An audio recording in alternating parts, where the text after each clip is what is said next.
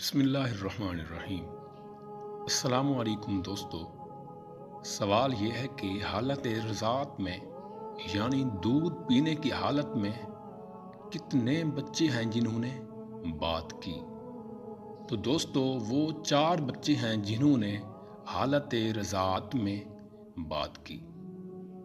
ان میں سے ایک وہ بچہ ہے جس نے حضرت جریج رضی اللہ تعالی عنہ کی پاکیزگی کی شہادت دی تھی اور ان کی برات پیش کی، جس کا پس منظر یہ ہے کہ ایک عورت کے یہاں زناکاری سے بچہ پیدا ہوا جس کو اس نے حضرت جریج کی طرف منسوب کر دیا۔